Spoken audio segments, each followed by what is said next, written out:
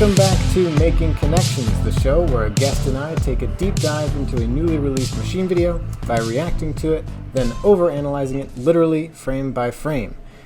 Now, a little bit of a word before we start. Making Connections is now available on podcast platforms. I've been listening to you guys talk about how you basically only watch this show kind of in the background while you're doing other things instead of actively sitting in front of a screen and watching it.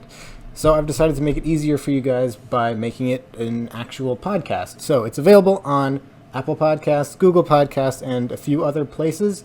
So for more information, you can go to anchor.fm/makingconnections. The link for that is in the description as well. In this episode, we are taking a look at Mousetrap Reinvented by the Invention 11. And joining us on the show today, we have the Invention 11. Welcome back to the show, Joel. It's good to be back. Third time's the charm. Yeah. Yeah, I haven't made a machine in a while. It's been a good chunk. It's been at least a couple weeks since Housewife Machine and Reactica. So I'm ready to get back into it. Yeah. So for those of you who are new to Making Connections, the way this works is I have not yet seen this video. So we'll get to the reaction in just a second. But before we do, I want to talk about my initial expectations and I guess a bit of a backstory as well, because I actually know more about this going into it than most people do. Yeah. It's very true, because the original idea for the Mousetrap overarching theme was actually suggested by Lyle to me during a video call we had. I forget how long ago. It was like 6 months ago. It was basically, I started building the machine pretty soon afterward. But yeah, that's where it originated from. It was just a kind of a quick suggestion, and I thought it was a really interesting idea, so I kind of developed it over time.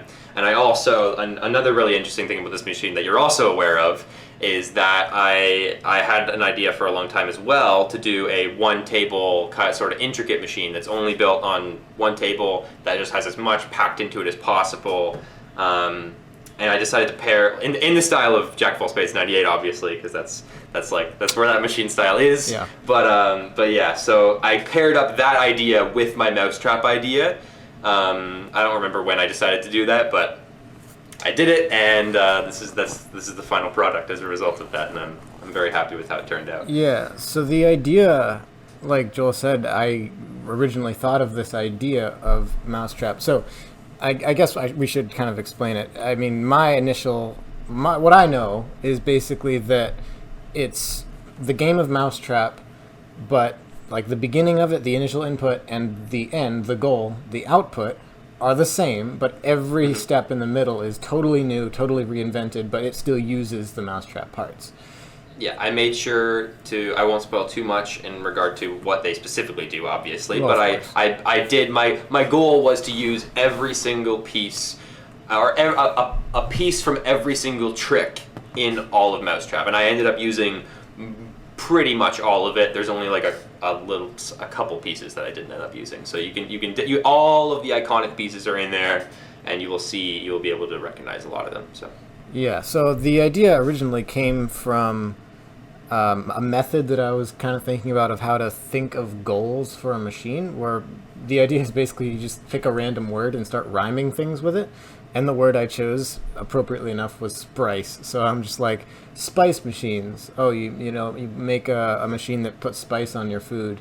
Or rice machines, you make a machine that cooks rice. Or ice puts ice in your drink. Or mice catches a mouse, which led to kind of thinking about, obviously, the origins of a mouse-catching machine being the board game Mousetrap.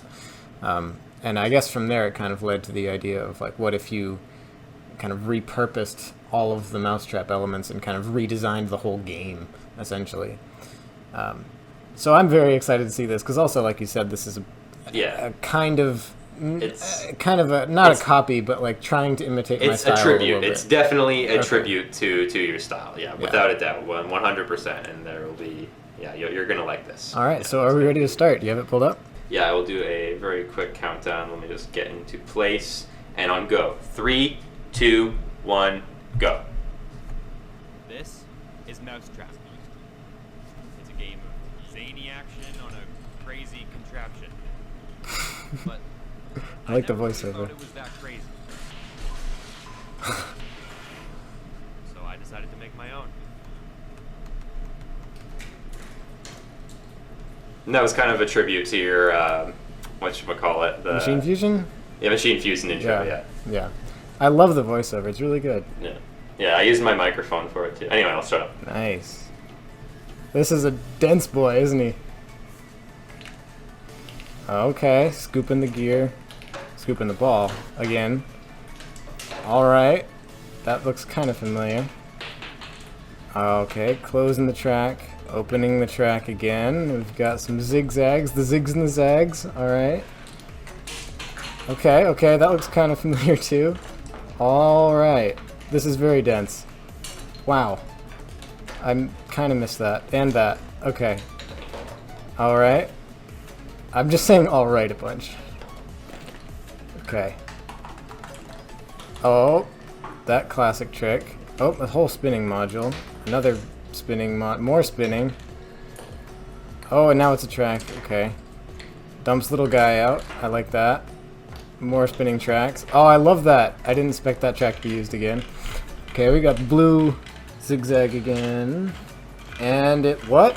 Whoa! I'm gonna have to figure out how that worked. That was pretty awesome. Okay, spinning tricks track. Launch. Nice. Okay, of course it falls down into a regular track. Does something else. Now it's weight-based. Big ol' bounce! Oh man, but this weird yellow cup is gonna do something nuts. It's a flexy guy, isn't he? Oh! Oh! We got some DLC going on. Yeah, lots of DLC. Oh, I like that. Oh my god. Wow. You want to watch the screen link or no? Yeah, definitely. Okay. You might understand a little bit more, but I didn't even. How'd you even have time for a screen link? My god. I didn't have much time. Wow. I didn't notice that the orange ball got reused again, so it launches well, back up. there's a lot of reuses you missed, but we'll go through Well, them. of course. I mean, I'm just really watching for the motions the first time. Yeah, that's the point for the first watch. Yeah, of course. Oh but god, I love all of it. Wow. Is that the... I don't even know what that is. I like the lamp post, the boot. I'm noticing a lot of motions that are similar to things that I've seen from you recently, but since you started making this. yeah, this was built before React Go, obviously. This centerpiece one. Yeah, that one's kind. That's what I was gonna say. It looks pretty similar to that. Yeah, that's where I got that idea. Oh my god, look at that DLC over there, the popsicle sticks. Oh my god, spinning sky rail. I love that. Okay, magnet stuff. All right. And that's just crazy. There's a Hot Wheels car under there, huh? Oh, that's the crank. Ah, I see.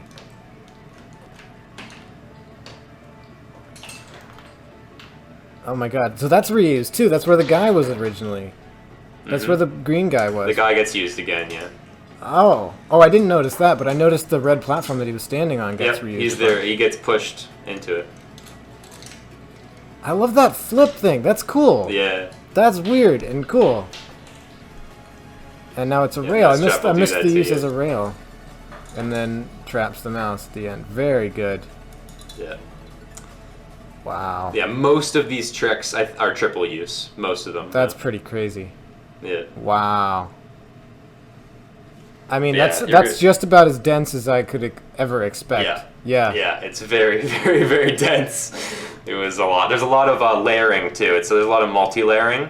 I love that. And so the machine itself, what I was going to mention before, but I kind of glossed over it, was the machine. This is the longest machine in time length that I've ever built, and it's just under 2 minutes. But it's a full one-table machine that's just under 2 minutes, and there's not a single trick in here that's like, you know, your stereotypical slow trick. There's no like wind-up toy thing. There's no motor. There's nothing that is slow. It's all trick after trick after trick after trick, but it still lasts like almost 2 minutes on just one table. So nice. Yeah. Yeah. So I guess initial thoughts. I mean, yeah, it's about as dense as I could ever expect. It definitely resembles some things that I would do. Like you said, though, it's very much your style still. Yeah. Like, it's no doubt about that.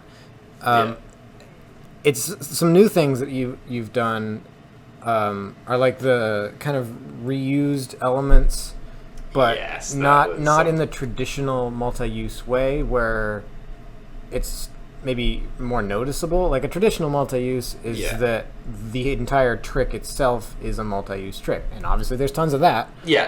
But specifically, what I mean is more subtle ones where it's like a track gets used, then does a whole another 2 or maybe 3 tricks, then returns to it, and Yeah. you know There you don't is- necessarily notice The stuff machine like is that. entirely filled with that. I wanted to make sure it had essentially the most intricate path possible while also remaining simple enough for the viewers and good enough for my own tastes. So Yeah. I think I liked it. The Yeah. the pathing was something I focused on a lot, and I think in our analysis you're going to appreciate the pathing much more.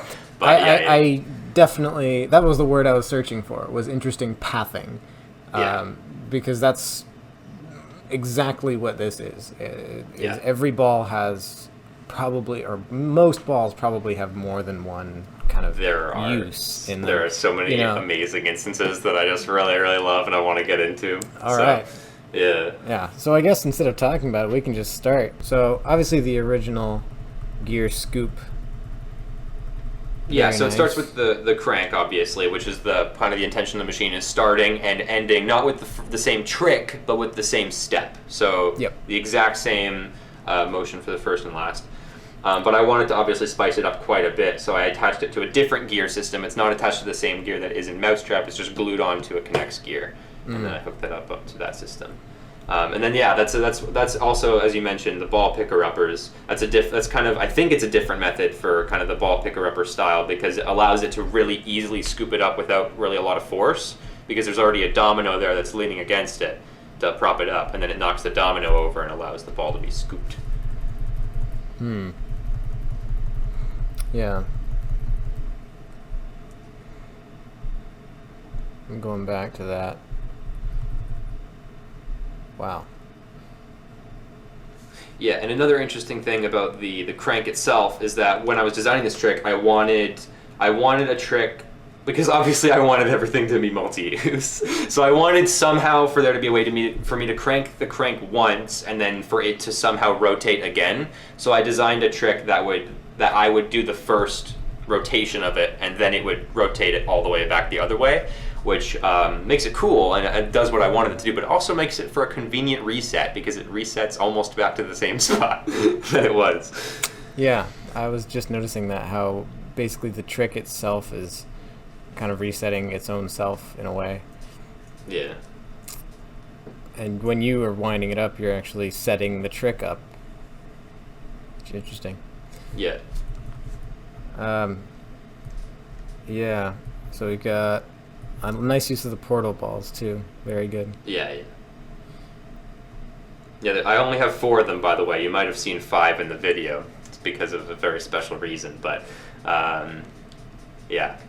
There's a ball reuse with one of them. Anyway. Oh, okay. I was gonna say, like, I'll- is this machine edited? Yeah. There's no. a secret cut. Well, that does end with passing the salt, but Of course. yeah. I can see the way that the ball is able to be deposited onto the track from a little better angle this Yeah, time. the actual mechanism is much Very more defined nice. there, yeah. That's really cool. It just knocks the domino over, basically.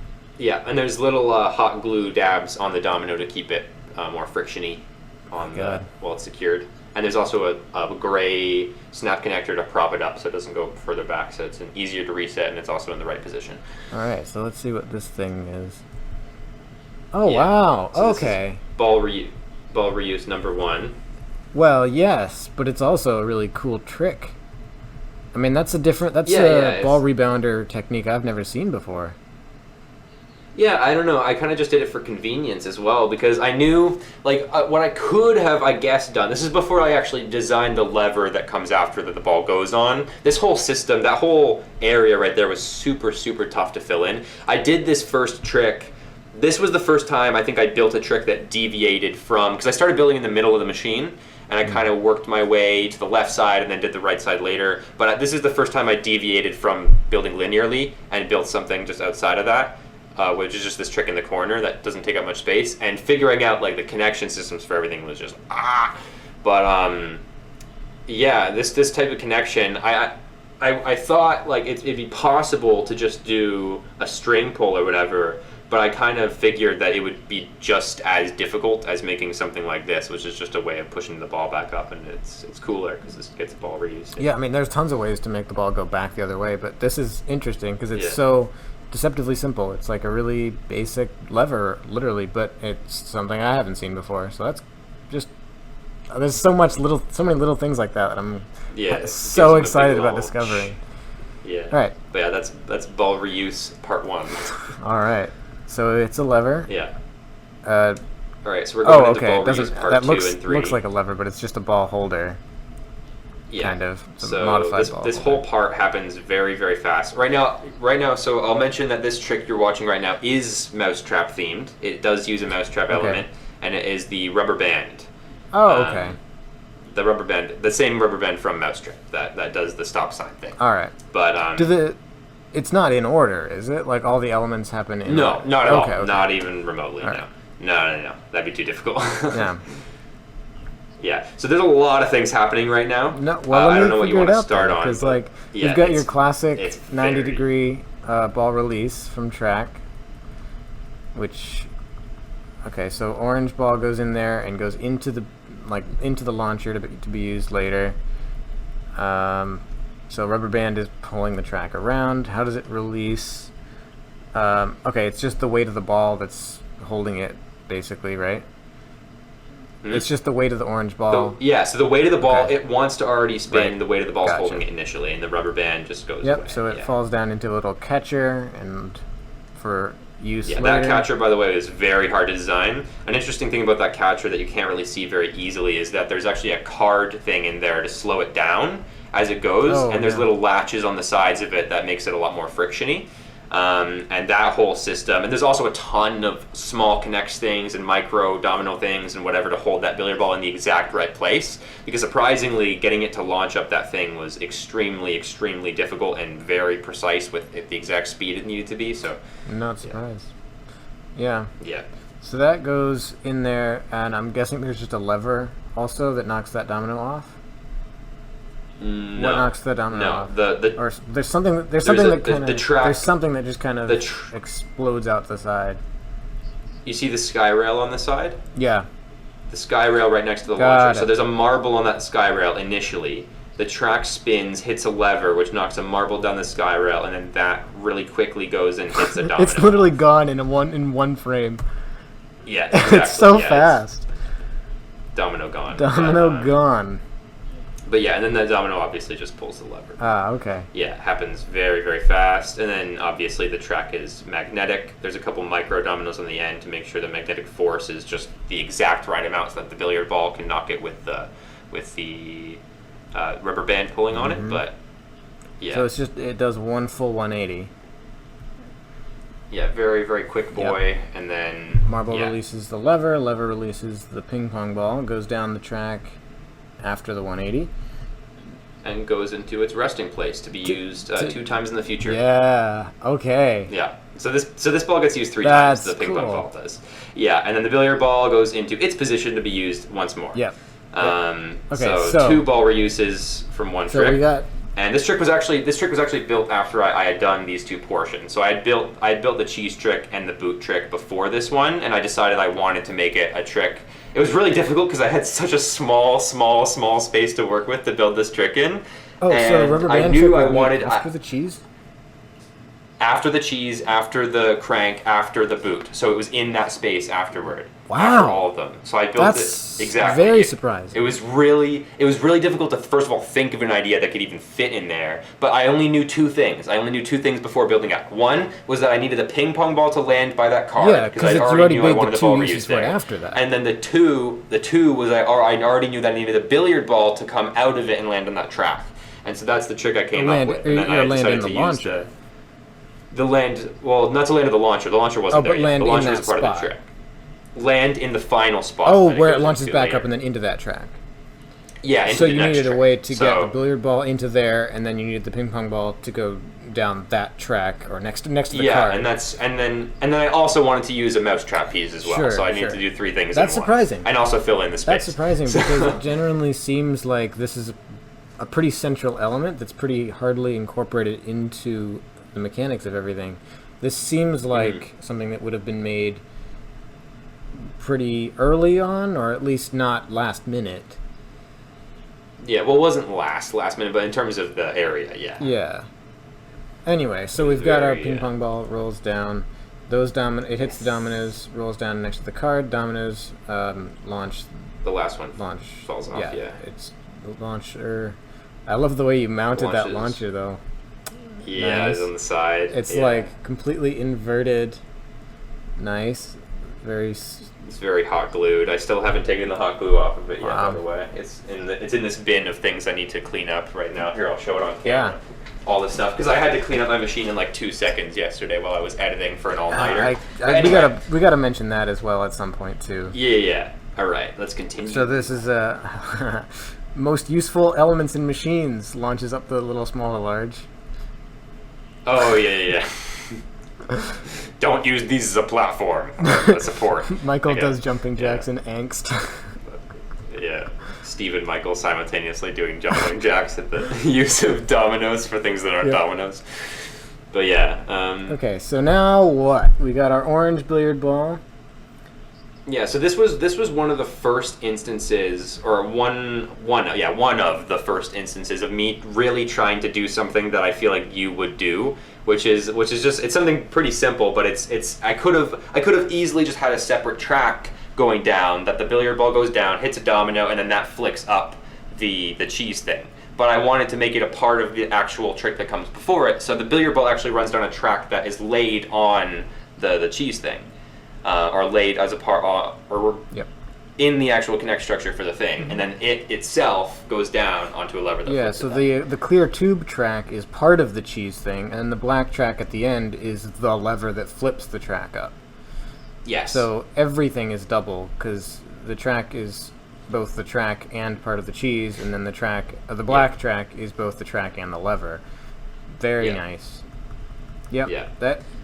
And then this release here does two things. Oh, it's also knocking off, or kind of just sloping down and depositing a domino off the table. Yeah. I like it. Yeah, it's not necessarily the slope that does it, because there's some hot glue things on the bottom to keep it frictiony so it stays in place. Because it's on an initial slant, so it's the vibrations that just kind of shake it off. Oh, that's a little tire there too at the end to hold the billiard ball. Yeah. So I'm assuming that's the final use for orange billiard ball.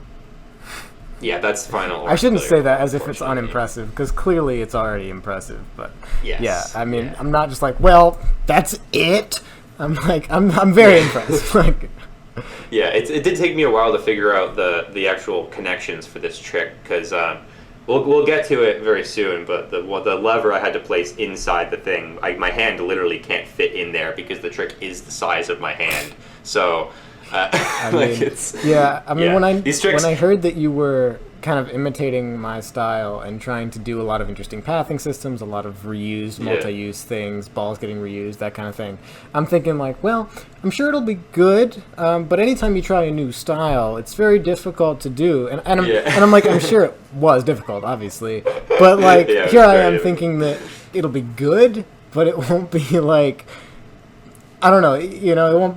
I don't know how to say what I'm saying, but it won't be your style. It won't be my style, right? But I mean, that's kind of saying that my style is so good. How could you ever make it? I don't mean to say it like that. But, I didn't expect it to be like a perfect recreation. This is probably more insane than something I would do. Well, I was literally trying to absolutely, because I imagine that you don't actively try to maximize intricacy to the absolute most extent you possibly can. It's not intricacy. I think the other thing that you had mentioned was everything is miniaturized. Oh my god, that's something I was gonna mention right now, was that, keep in mind, from the camera angle, it looks like everything's a pretty normal size, but like most of these tricks are the size of my hand. They are very, very tiny, because these mousetrap pieces are very, very tiny. So it's like, and so that's why you see a lot of marble tracks instead of ping pong balls. It's like, it's very every small. time a ping pong ball rolls down a track, it looks giant.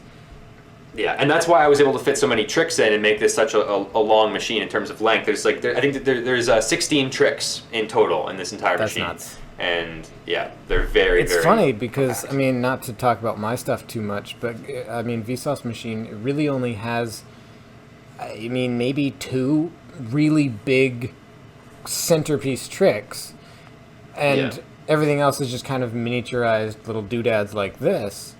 Yeah, But even those things aren't as complex with like the pathing system or the multi-use of them.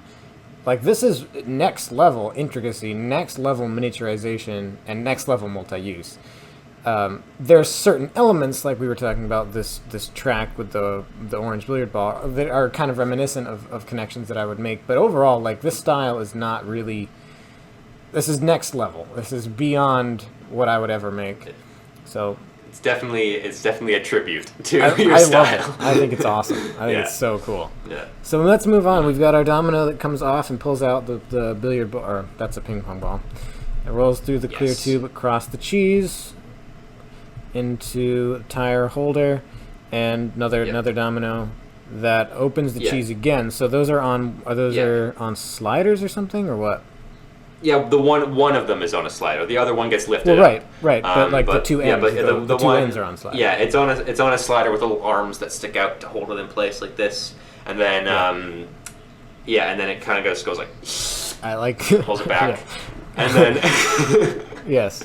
I think, but the lever underneath, like I was gonna say, was like that was the most impossible lever placement I ever had lever to do underneath? because I literally.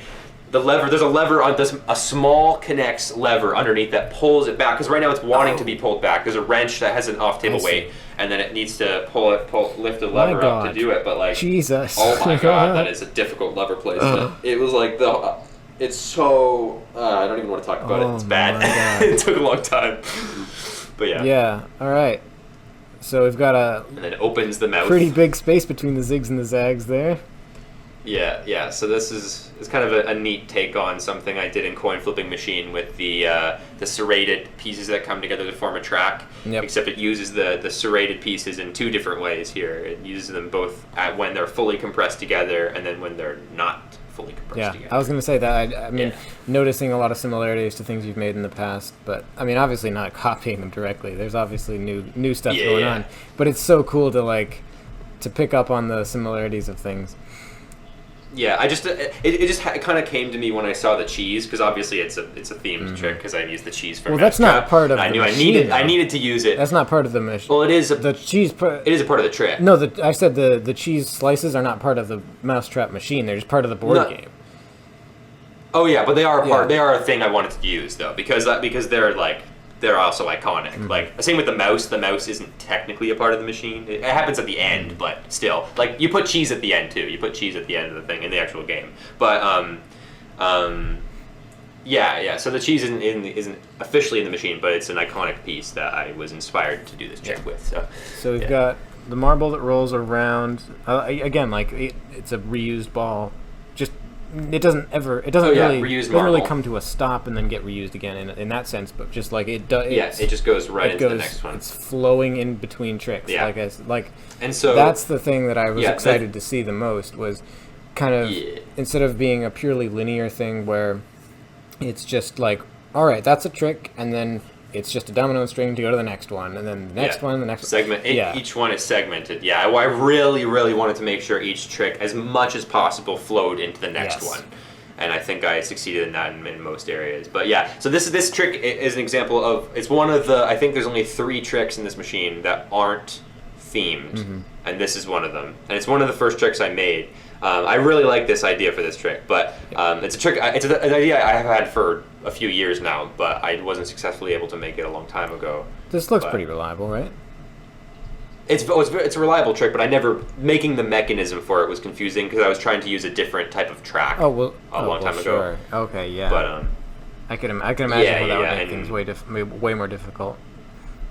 yeah, it's a very very clean trick, It's and it's so good.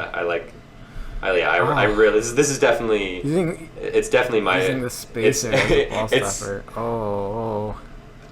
yeah, and also another thing from another mention of the HEXXX machine I Yeah, built. the The actual trigger for the spinner is the exact same trigger for the spinner the gear spinner in the reactor machine. That's another thing I took inspiration from this machine. And so. visually, the motion is a little similar as well. Yeah. But Obviously, yeah, obviously mechanically very different, but visually. Yeah. I love this trick so much. It's just so clean. Wow. I know it's so it's so perpendicular. I love it. I'm gonna watch it again full speed. And it fits right in the corner too. Very. I mean, I was gonna also say very optimized for space too. Everything in here, everything here fits perfectly. Well, yeah, I built around it because that was the first trick. No DLC at all. I'm surprised. Yeah, that was the first trick that was on the first half of the table. I think that was the first trick I built in the first half. Okay, so moving into the next segment here, we've got our wiffle ball. Yeah. Goes into. This seems to be a lot of people's and a lot of people's favorite tricks, which is cool. This is definitely I would think this is the most compact trick in terms of every connection is almost within itself, and it's like so everything is literally as tight as can possibly be in this. Yeah. And it's very cool, and it's a piece as well. What is that piece? It's like. It's the piece that the marble goes on before it goes into the bathtub. Oh, it's literally it's such just a mindless piece in the game, but it made for such a cool trick here when I put the billiard ball on and sent it down, and it kind of did a little sliding motion, and so I decided to pair that with a ball to have it land on to trigger it in the first place, and then it does the slide when it gets triggered as a lever. That's neat. Okay, yeah, so you just explained it. Goes in, slides down, pushes the other ball out, and then slides. So a wiffle ball goes down, knocks a domino. That flips the cylinder with wheels. Yeah, it doesn't pull the lever, but it pulls a domino out from under a weighted lever. But you can't see it very well. You'll see it in the screen link, though. In the screen, yeah. And then it flips over. This is a very difficult thing to get to work. You see, there's a little clear plastic barrier there. That's to keep it from going out of place. Yeah, that's to keep that cylindrical thing in place. And then there's also a rod on the side to keep the wheel straight. Yeah, so there's a lot of this one was very, very all the cylindrical elements to this, because it's once again, this is a trick filled with free form or free moving kind of objects. So it's very difficult. I mean, you've done pretty much as much as you possibly can in terms of controlling the motion of the free moving object. That's always so interesting to me, because free moving objects are inherently, usually, I guess, less reliable than controlled motion, or controlled range of motion, rather. And trying to use as much controlled range of motion as possible with a free moving object, and then the ways you are able to come up with ways of doing that is always very interesting to me. You've been very good at doing that. So lever knocks over the domino, that falls onto a lever, and that just tips the whole board. Okay, so that causes it to go board trick around that way. Okay. Oh wow. Yeah, so the billiard ball weighs it down, and then it knocks the cylindrical block off. This wasn't the best take I got of the cylinder block going. Normally it goes off like perfectly straight. It just kind of pushes it off, and it looks really nice and clean. But on this one, it shakes a little bit. But I still made it so that it would work regardless of what it does, as long as it pushes it. And then that just goes right into a billiard ball. How does that trigger the billiard ball? Oh, there's a Lego piece right there that gets pushed. Oh, okay. The black piece moves. Yeah, there's the black Lego piece. Yeah, pushes it. Got it. I like the little black domino in between the tricks track there. Yeah. And then we have a ball reuse part 85. Which one, the red one or the clear white cue ball? On white. The white. Yeah, I see. Okay.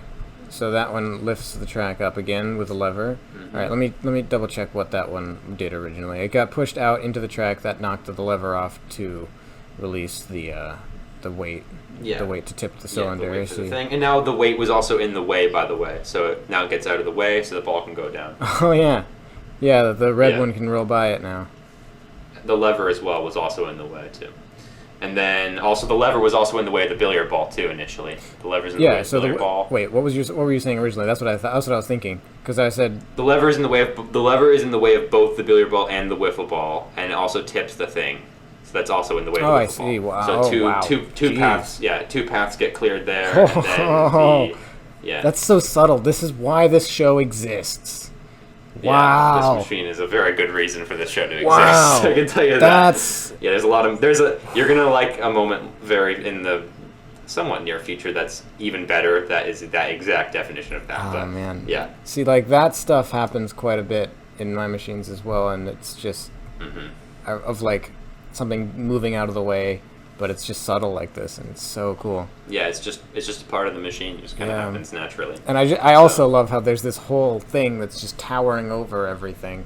I say towering, and like you were able to achieve something that looks towering with just a black rod, just because everything's so small. Just very low height. The only tall thing in this machine is that track domino that's you can see in the lower right. Oh yeah, but I mean this as well with the thing that comes along and kicks the red guy so it rotates. Yeah, it's very cool that the ball does that, and then it kicks it. That's the final use of it. So it kicks it, cue ball stays in place and kicks the red one.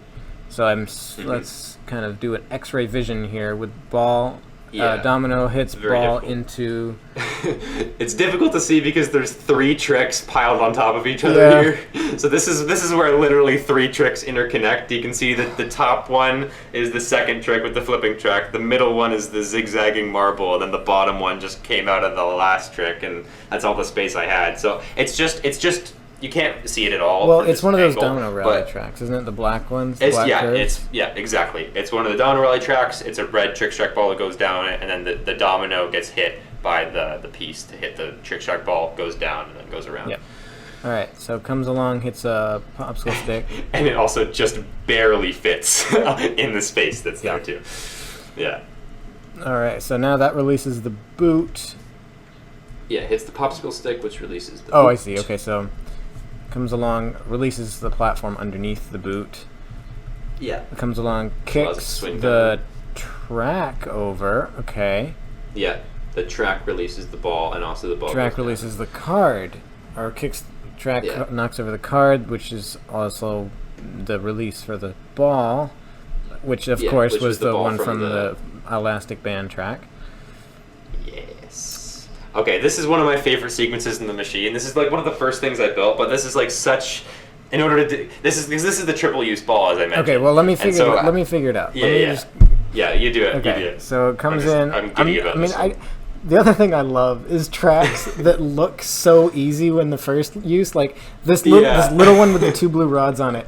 It like the first use is so inconspicuous, and it's just a ball that rolls across it. But there's like all these little things around it. I'm like, oh, what is that thing gonna be? That's the part I'm so giddy about. Yeah. It's just like that one track. I noticed things like that all the time in this machine the first time through, and I couldn't really articulate it quick enough before I was astonished by the next thing that happened. But there were several moments where I'm like, that was just a track right now, but I know it's going to do something weird. It's so nice that I was able to get that triple use ball. All right, well, let's go through it. So yeah, let's look at it. Okay, so that's so subtle. It happens. It's literally the next thing that happens. So it hits the lever system, and it just immediately flips the direction of the track. Just immediately, it takes like no force. It just like knocks it out from underneath, and then all of a sudden, it's a slanted down track. You'll never notice it too, because you're too focused on the boot. But it's really visible in the screen link clip. This is definitely something I would do, but probably obviously very differently. But this whole idea of one little track segment tipping. Oh, it's so beautiful. I just love it so much because it's beautiful. It resets itself. Beautiful. Okay, so then it's double lever. Domino falls and releases the off-table weight for the boot system. So boot just gets up a lot of energy, stops when it hits the barrier there, and then kicks over the big old domino. Kicks it out. I will mention one of the toughest things in this machine was getting that boot to fit around. I built this boot before I built that flipping track trick, by the way. Which flipping track? And it literally... The rubber band one? Boot, by the way... Yeah, you built this before the rubber band. I built the boot. The boot was the second... The boot was the first trick I finished. It was the second trick I started working on. The first trick I finished. I built it way before the rubber band trick. But I will say that the end of that boot thing, the little tiny little yellow piece, goes over the track. Right there. It literally grazes it by. And the boot actually might hit it, like touch it a little bit right there. But it was so difficult fitting that track trick in with the height that it needed to be, and somehow getting an angle that would allow the boot to go over it afterward was like so difficult. But That's yeah. another subtle thing of like, not just physically how much space something takes up, but also throughout the whole Yeah. duration, where things actually travel through, like the paths that things travel through. Yeah. I never 'Cause- would have noticed or even probably thought Yeah. of the fact that, yeah, I mean, it looks like a small element. The yellow pole with the boot on it is a small element physically, but when you make it a rotating element, it just suddenly becomes that much larger. You can imagine, if you imagine what the radius of that needed to be, and then you look around it and you see all that crap that's Yeah. put all the way around it. Yeah, that all had to be. I mean, you've got a fair bit of modified space just so that below it, but I mean, Yeah, on the right side, there's a fair amount of space because the track falls over. There's initially a track there that falls over, and then that allows On it the to right side. spin around. But on the oh, right the side, black yeah, track there's- that it there's- kicks over. Yeah. Yeah, so there's some space there, but on the left side, I couldn't really do anything to alter that. So it was Yeah. it was tricky. I love this as well. The blue ball that rolls around the like just a curve, Yeah. like a big old This using is the a big like the table surface. Not something I usually do. So this is interesting. It's very cool. Yeah, so this was actually the first pathing system I made. This is one of the very first things I did was make a centerpiece trick. I wanted to make a centerpiece, or not necessarily a centerpiece trick, but a centerpiece path, because I didn't make the trick that's on top of it, literally above it, until until later. But I So wanted you a centerpiece built, like on top of a trick. on top. Yeah. It was so difficult. We'll get to it That's later. awesome. Anyway, but let's talk about the billiard ball for now. So this pathing, I really wanted to have a nice centerpiece trick for this machine because that was pathing, a centerpiece pathing for this machine because it's built. This whole machine is built around intricacy and built around coming together and kind of flowing as one big thing or whatever. So I really wanted to have a nice kind of centerpiece thing for it, and I decided to have it be a ball. I had these two pipes. And I decided to use both of the pipes with marbles going through them and also have the ball go around Oh, the them marbles go in through kind the of a pipes circle too. motion. Okay, duh. Yeah, Yeah. marbles go through both of the pipes, yeah. And then the billiard ball triggers the first one. Yeah, I see. Yeah, that's the tiniest sky rail I've ever seen. Yeah, Hoo-wee. I've had to cut. There's a lot of mini boys. That's cool. I have a lot of mini Skyrail boys, yeah.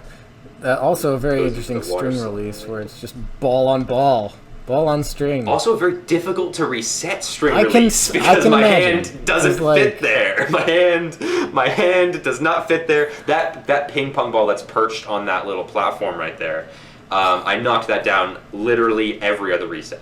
Every other reset, that ping pong ball got knocked over by my hand. So Oh my god. it was Yeah. very anyway. I mean, why wasn't this a lever? Because it would have been so much more difficult to make that a lever. It's so small. It is so small there. It is Yeah, I very mean, I guess very even small space. small There's no connectors space to really- there's no space to put a large lever, and then a small connects lever. If it was the ones that go down, the release for it would have been more complex. If it was the ones, because I wanted the billiard ball to end at the very end. I wanted the billiard ball to go all the way to the very end and stay there. And I decided that this would be the most effective way to do that. The actual sideways lever would have made it so that I couldn't have. It would have been more difficult for me to put the marble on the very end of it. But anyway, Yeah. yeah, this was the simplest option. Yeah. So Well. Alright, so it goes through the tube. yeah, billiard ball locks in at the end, and then Yeah, the ball so- marble goes to the tube. So that's obviously going to get turned later. We've Yeah, established that this. was that was the first trick I made. That was the first trick I did. Okay. Was the turning Skyro with the bathtub. The bathtub. Was Oh, the first thing okay. I did, All right. but So kind of the first. I guess I'll mention this right now because we're literally about to get to it. The bathtub was the first and last thing I did in this entire machine, and I'll explain what. First, middle, and last thing I did in this entire machine because there were segments of it. Because obviously it's multi-use, but there are segments of it that I did. yeah, So I can right kind now of this relate. Like you know what your three uses are going to be, and you make. kind of. Okay, sure. You know Yeah. that the motion is going to do one thing, then another thing, then another Yeah. thing. Yeah. Yeah, Yeah, and so then the part that I had done, and then like, well, I can relate this to the kendama trick that I made yeah, because for use one is the ball falls onto the spike and then it tips down. Use two is the ball goes in and then gets used as a ball lift. Then use three is it gets pulled down by the weight of the ball and becomes a hammer. So I made use one and use two as their own entity, but I knew that I was going to use it as a hammer later, so I kind of left that dead end open. Yeah. So I knew what all the motions needed to be as well. But basically, but the plan initially was just, I built the bathtub thing with the spinning sky rail. So the very first trick I built was the marble goes in, it knocks this is going to happen later, obviously, so we'll touch on this later, but it knocks the ping pong balls up, which causes the down to fall over and the sky rail spins. But that was the first thing I built. But I knew I wanted to have the ball roll in it initially and not... have you talked about the first lever that releases the ball yet? Not yet. You can just get to that So first. the first one is, it looks just like a regular 180-degree direction changer kind of lever. Yep. It's just a simple is that a... system, but it's... Wait, hold on. What is that string doing? Attached to the yellow piece? It's a different Oh, that's release. a different one. It just kind of vibrates there real quick. Yeah, it's very compact, as I was going to mention. That's understandable. So knocks over domino, classic 90-degree ground to track relief. Yeah, I was very, very happy that I was managed to fit this in that space. Yeah. So then first, I love the spinny thing as it goes down and rests into place. How it like rotates on either side. And just it has that cool motion. So what I'm going to mention here is this connection that connects the ping pong ball up to that first block was the very last thing I built in the entire machine because it was the most difficult connection in the entire machine by far. A little bit unintentional. And the most difficult part about it was you have a ping pong ball. I knew I wanted the ping pong ball to release the next segment while it's in the bathtub, first of all. And the bathtub, the next trick that needs to happen is this ping pong ball literally lifting entirely up. So it couldn't be on the very end. It couldn't be above it. It had to be something that would go away to the side. And I didn't know a lever would even be possible to fit in there because everything was around it at that point. There's so much stuff. Also on the end of the table, you can't see very well, but there are tons and tons of string connections on the table that were already precariously placed. So if I had anything falling off the table, it would have been extremely, extremely difficult to do any kind of connection like that. And then doing a connection on the table was difficult because there was no space. It was entirely covered up with stuff. So I had to come up with a really kind of wonky system there. Yep. But, I can identify, going back to kendama trick, the third use of that ended up being definitely the sketchiest of the three, just because you kind of box yourself in and almost forget about what you actually have to do to finish the idea. So you can for sure tell that the last use is kind of like, yeah, it works as a trick, but like when the hammer actually comes down, it's like completely buried underneath a bunch of other stuff, and it looks like, wait, how does it get from there to there? Because it's just an entirely hidden lever, basically. So you do kind of end up with these sort of like it exists only to solve a problem kind of elements, as opposed to ones that look purposely designed. We touched a little bit on this in episode 5 with Doodle Chaos, how I try to avoid elements as much as possible that only look like they exist to solve a problem.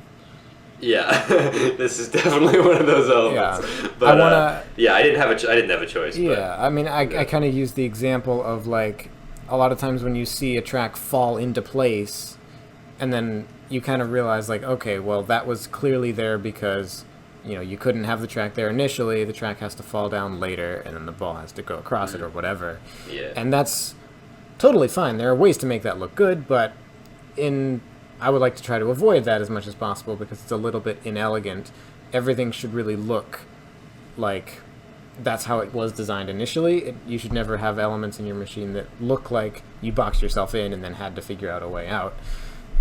And that's why this is a terrible machine. Yeah, I realized that effectively what I was saying there was that this looks bad, but really the point I was going to originally wrap around to was that you managed to do this in a way that doesn't look like that. Even though that's effectively what it is an element that is kind of a strange looking weird thing that was only made to solve this problem. It looks like that's how it was made all along, which is obviously what you want.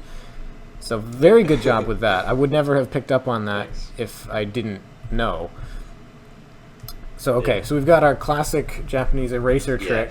So fun fact about this one: I don't think it's the same exact type of mechanism that's releasing all of them as the Japanese one. I'm not actually sure what the system is on the Japanese one to do that. The Japanese but for this one, the one, I string had is taped underneath the previous one. Instead of of directly in front, it's taped to the side underneath the previous one. Yeah. So Whereas you've got that's little so extensions on each one that hit the yeah, string. I have DLC attached to all of them with the card pieces that come down and hit on it. But I know very Works the same way, basically. very epic fact about this trick. I didn't know it was unoriginal when I built it. I had never seen the Japanese one before, and when we watched it at Domino World, I was like, shit. Really? I've seen this in I've seen it in domino stuff before, but I'd never seen it been used as a track before. I initially thought that was original, and I was like, crap. I mean, this shows up yeah. in, like, I don't know how you've missed it, honestly. I've seen this. Yeah, I just it's never in seen it Protaker before. Asuichi. That's where we discovered it, or where Joel discovered Yeah, it. But, yeah. I mean, like, I've seen it at least from 5 or 6 other Japanese builders. Yeah. The same I just exact haven't seen thing. it. Always with the Yeah. same kind of eraser, too, which is kind of strange. Yeah, and I used erasers for it too, which is Yeah, they've got crazy. a Jenga brand Yeah. erasers. Yeah, I carved a Jenga logo into each of them, Yeah. but yeah. But yeah, also, speaking of erasers, this was super frictiony in terms of, like, getting them to... Because these are literally immediately next to each other that lock into place. So there was some issue in the testing phase of getting them to actually lock into place properly. But I have the whole thing is on a slant as well, which actually helps gravity. Gravity helps it out by making sure that they don't fall into the one that's going to be next. They fall into the one that's already fallen over. Yeah, and it helps to have the yeah. string taped in line with the domino falling path. Because if you have it attached to the side, then that's going to pull it that way. So Yeah, and even though it is unoriginal, it is a very elegant take on the. yeah, I've never seen this done unoriginal with idea. Connects chain pieces as barriers. So Yeah. that's new. Yeah, well, yeah, but and I guess there are a lot of viewers watching that probably won't know that this trick exists. I know I've showed it to a few friends who didn't course know, not. but yeah. So classic but little tipping track it fits. there. And also just a quick little mention of something else before we go into the next trick. This entire unoriginal trick that's very epic. I built it off the table. The entire trick I built entirely off the table. Oh. Because it's all built on a platform, and that's why I did that, because that space was already filled in with stuff around it. And I hadn't built the trick that leads into it yet, the spinning track trick, which we'll get is this to another soon. unthemed But one? This is the second unthemed one, yeah. But I built it entirely off the table. I cut out a little piece of the white cardboard or whatever. I made sure it would fit exactly right in that space, and then I built it off the table. But yeah. So getting into this next trick, so this is what I was mentioning earlier about the one instance of something moving out of the way that was. This is basically my favorite instance of that because it just had to happen in this machine. So this track domino actually has to be there.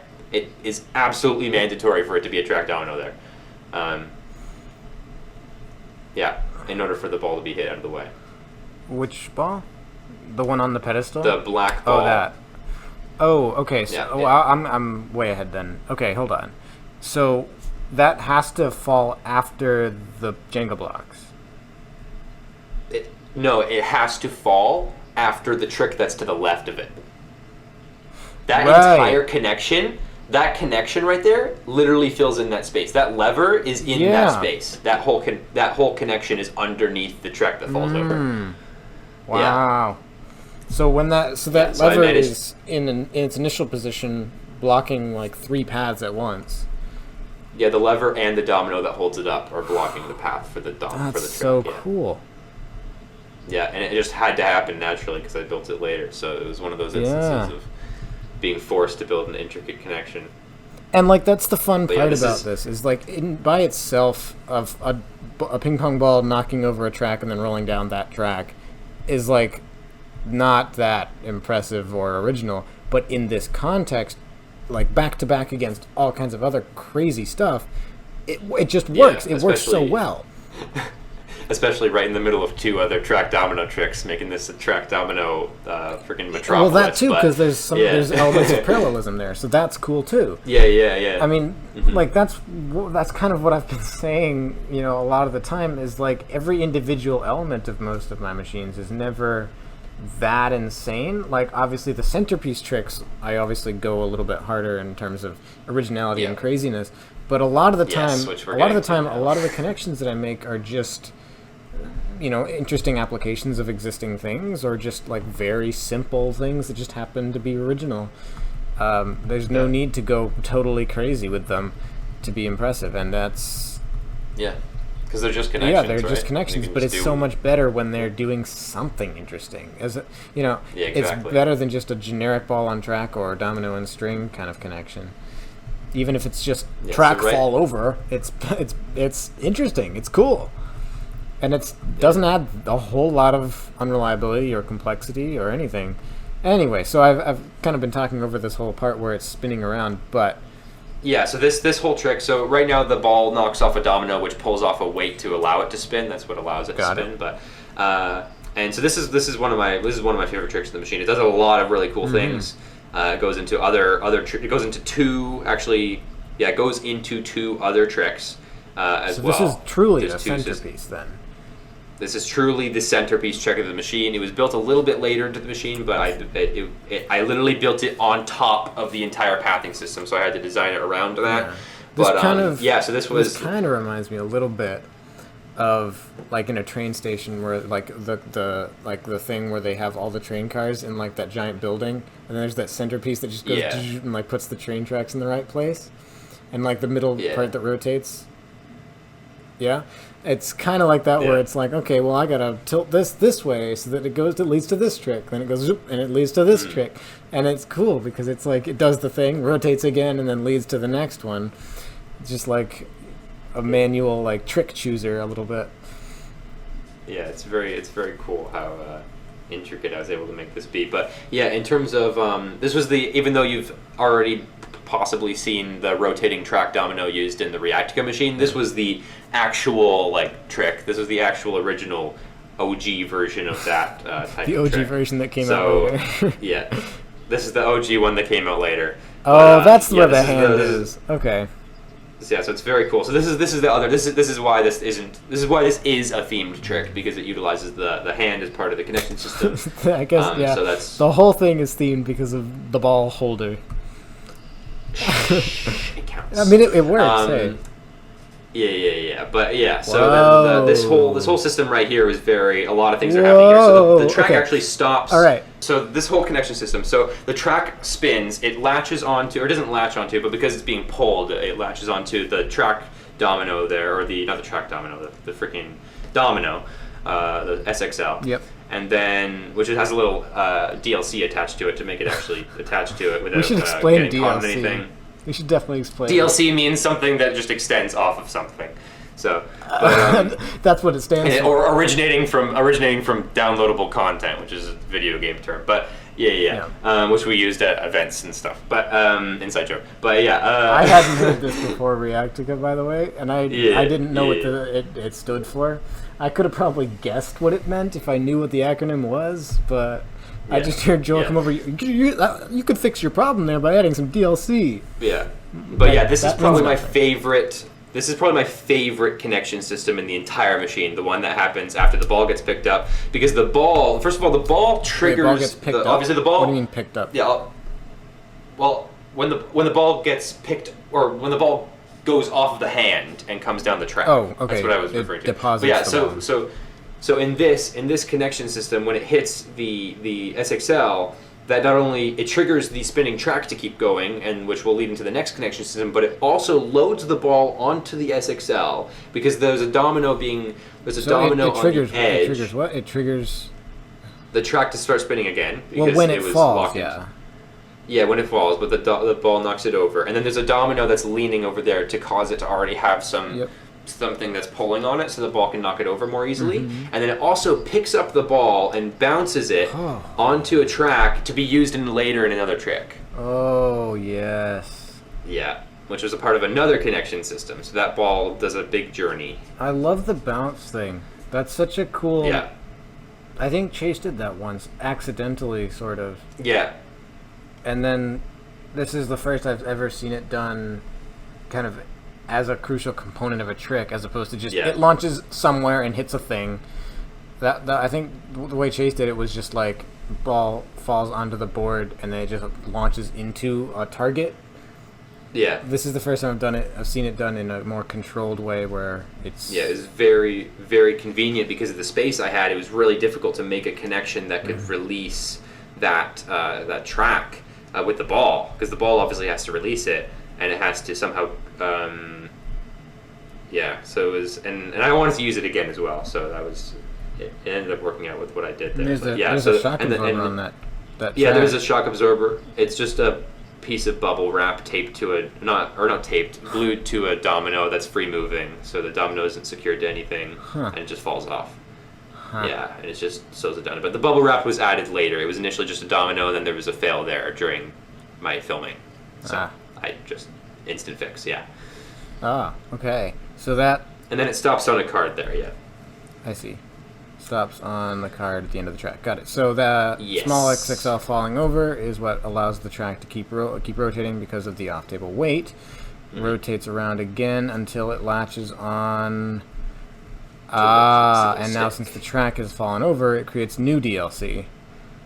Yep. Basically, that was also a really difficult thing to secure. It's literally that small track segment there is only being held up by that clear domino tower that's right there. And the reason it's clear is so you could see the tricks that are behind it, because it's literally in the middle of the trick. But so that was some... Yeah, I mean, the power of hot glue, it's certainly useful. It works. But yeah, so this ball goes down. Glue. The other trick that fell... Yeah, so then there's also this little gate thing here at the end that slows the ball down so it doesn't go down at too high a speed. That is a track funnel. Yeah, it is a little bit of a little funnel thing that it lands in to slow it down. Yeah, I really, really like this. How it's... And then it goes in. It leads to the trick that's already done its first use. Yeah. Then it goes there. Yes. And then it completes that use by rolling down the domino track things. We've got the most flexy DLC I've ever seen. Yeah, this was... Yeah, that's... I'm sorry, but that was very... It needed to be there. It's like, there weren't that many dominoes on the edge of that table, but the string connections just are very overlapping there. It's like very that's difficult. Really there's the four... you need that. There's 4 domino and string connections, but they pretty much all cross over. So it's like very, very difficult to deal with. So that's why that one had to be there. So it just pulls the domino off. So the domino is a weight that is holding the lever in place. This is a nice little offset weight. This is a nice little offset lever here. I like it. Yeah, and this is an example of 2 mousetrap pieces being used in one, with the stop sign and the man. But they're typically just totally separate elements. These don't go together in the original game. Yeah, they're separate in the original game. They're separate in life, but they came together for this machine. Yes. So it's 2019. We can accept anything.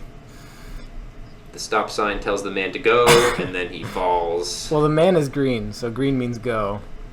Yeah, and I wanted to have the man dive in some way, so he does a little deep dive into the machine community, into the... into the lever. And then, as I mentioned earlier, he does get used again, but we'll see that in the very far future. I'm assuming he just gets launched back the other way? No. I mean, he's on the floor, just in a fetal position. I don't know how he's going to get used again. He cries. He gets pushed forward some more. Okay. Yeah. Okay. But that's okay. We'll get to the that. lever. We'll get to it. So and it then obviously this knocks the epic ball. Red epic this is the ball. first occurrence. Yeah. I was wondering if you'd gotten to use any of these. I used both of them. Yes. Nice. Okay, so it knocks that down the track. Knocks over... No, it doesn't. That's a barrier. It hits the lever. And then that knocks over the domino. That releases the lever, allowing the marble to go through. Yeah. Wow, so we're back to the bathtub. Oh, wow. Yeah, this was another very difficult connection to do right there to fit that connection in, because that was the last connection I built in that space, and it was very tough to fit it in there. Like, the pathing is so good. I mean, typically, like, what happens when I try to do this sort of thing where it, like, does one use, then does some more things, and then comes back and uses it again, it usually you run into an issue where you end up having to do a really long string connection, or, some kind of thing where you've boxed yourself in. You have to figure out a really inelegant way of getting back to that use. But, I mean, you may have encountered problems like that where you had to kind of figure out your way back. But, the key word there being inelegant. Like, this is all very elegant. It never really looks like something is going out of its way only to serve the purpose of returning to an older trick, and that's just brilliant. That's just really cool. I mean, it just comes back to this thing. It comes back to the bathtub trick is seemingly effortlessly. Yeah, it just kind of rolls back into it. Yeah. Oh, it's so well done. Yeah, it's mostly because, and it was actually, that entire sequence only happens really because, or the reason why it goes into the man first, the stop sign with the man, and not just go right into the bathtub. The reason why I actually, it's not just because it looks cool or whatever, it's because I literally had to do that because of the sequence that happens. So I was designing this other trick here that uses that red ball, and eventually the ping pong ball is also going to go on the track, and then it's going to push it off. But the sequence that needs to happen there is, first thing that needs to happen is red ball going across. The ping pong ball can land on the little space there anytime it wants to, but the red ball has to go across first. You're taking this track down here with the black rods? Yes, and then later that's a trick. Eventually. I just thought, okay. Yeah. Oh, yeah, right. And then later on, it's like, I don't know if I count it as, I don't count it as a trick, I don't think, in my 16 tricks, but I count it as like a really cool connection kind of trick thing. Of course. Yeah, see, that's the issue I run into all the time is counting tricks. I don't really count it as a trick, but I'm just going to call it a trick now for the time being. It's underneath another trick, but anyway.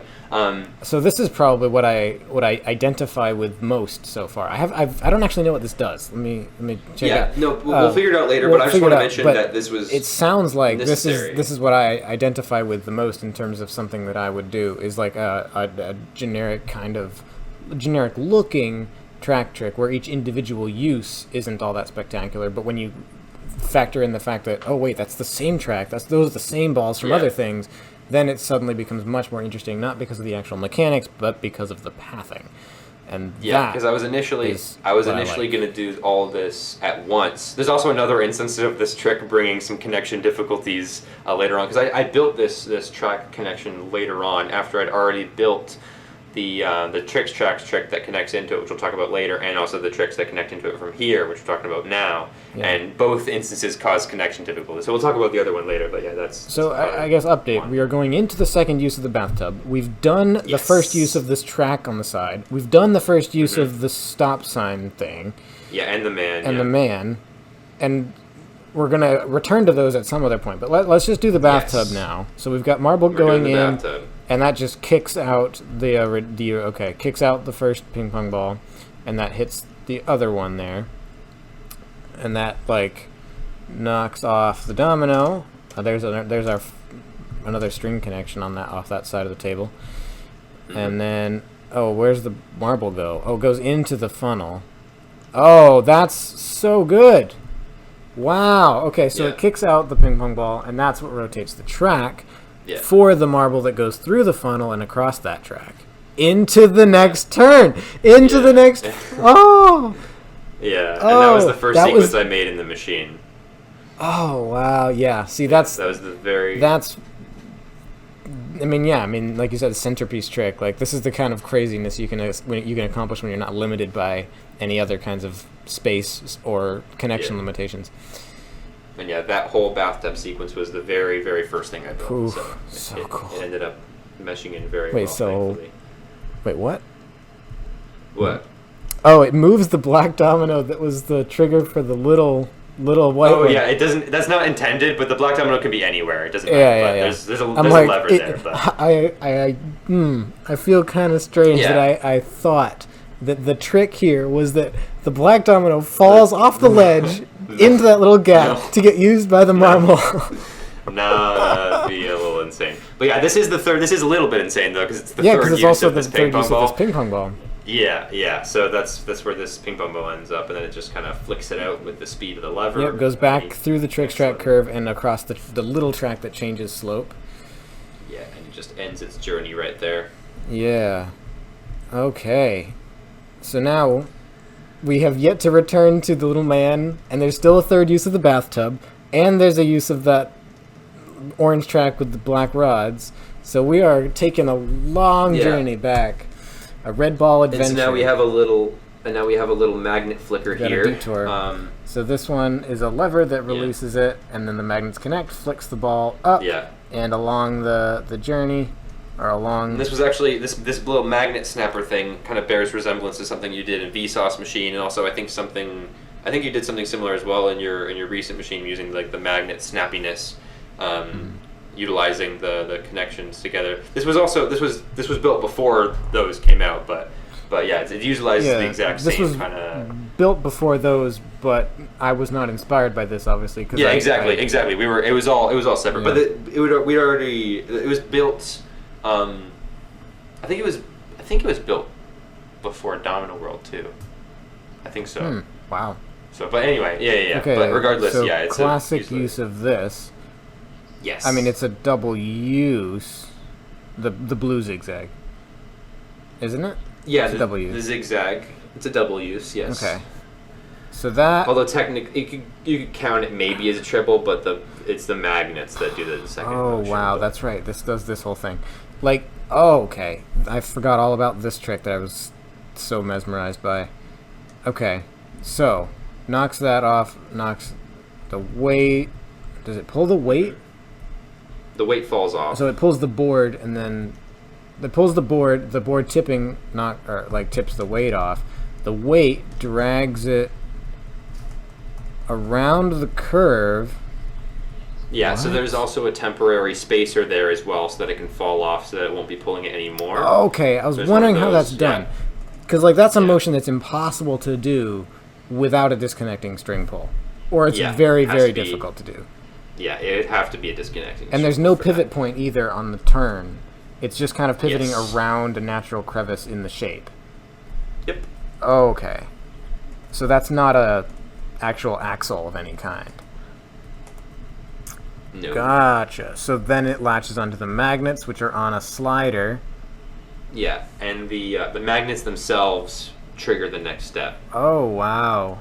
Well, how does that? Yeah, because when it's, you can try to see yourself. I mean, they hit a lever. They hit a lever, but it's because when the first magnet's sliding in, the magnet that isn't connected yet wants to connect with the magnet, and it's slightly above it, or not slightly above it, slightly forward. Mm-hmm. So it wants to move just a little bit forward before it connects. So that just hits. And then lever. that's just enough to tip the marble. Yeah. Whew. Wow. And that's just latched onto the side. That little guy is latched onto the side. That's a creative release for the weight system. Wow. Mm-hmm. Nice. So then that is a pulley system, so weight falls off, slides it along this way. Wow. Woo. Okay, and this is just the craziest. This works. The Joel dispensary. You mean the marble dispenser? I'm having a moment right now, because this is a lever that I had always assumed was not possible. It almost wasn't possible, and I'll tell you why. Like, doesn't it? It does actually. It does get a little bit jammed in there, Yeah, but not doesn't it quite jam enough. up? Yeah. But here's the thing. There was initially. This is the only example in the machine of me actually technically destroying a piece to make this possible, because that zigzag piece actually has a little thing behind it to hold up the bucket, and I had to rip that off for the thing, which I actually had to glue back on to film the intro sequence for this machine. But so I had to rip that off in order to make it fit in there. Initially it was in there, and I had to build a lever around that, and that was really difficult, so I just ripped it off, and then the lever works so much more with that. Yeah. I've tried making this a lot of times where it's like this. I tried making it a lot of times as well. Are we talking about the same thing? Like a 270-degree lever? Yeah. Where it does a full curve and twists to knock something out in a perpendicular direction. Like the same thing that hits the lever that the same lever knocks it. Yep, we are talking about the same lever. I don't know why I've never been able to get this to work, because it was difficult. It was very difficult. It took a lot of redesigns. It was like one of the most precise levers in this machine, for sure. Cool. So it's possible. It's not easy, but it's possible. Yes, for sure. I mean, conceptually, it makes sense, of course. And then every time I've tried it in practice, it just didn't work. Yeah. So I always just assumed I guess I'm missing something mathematically where it's constrained, but I guess no, it's possible. It's definitely just very difficult, although it was definitely made more possible with small connects. Yeah. Not a sponsor. Yeah. But yeah, it was. All right, we got an exciting moment where Joel backs up to film a big thing. Yeah, I needed to here. So all right, so we've got our. All right, so Domino falls onto lever, kicks the tricks track that way, and that's just the weight of it cause it to fall the other way. Okay, what's it hitting? It's hitting a lever, a direction changer lever. That is knocking off the balance swing, or like the heavier weight is at the top, so it knocks that over. The weight. What? Okay, I got it. Oh, it's latched in. The track is latched in. I saw this earlier. Yeah. So it's Yeah, like it's the two red levers. the red connects is like locked into the into the end of the track. When it swings out, it drops it. Well, we can go back. I mean, it's not that far back. Yep. Yeah, not here. Earlier than this even. Yeah, here. It's like there's a gray piece, and then the red latch is kind of stuck in there. Yes, I see. Yeah, the latch is stuck into the piece. Yeah. Yeah. On the end of the track. Yes. And then it flips over, and then we have our ball reuse numero infinite. Yeah. All right. So then drops it.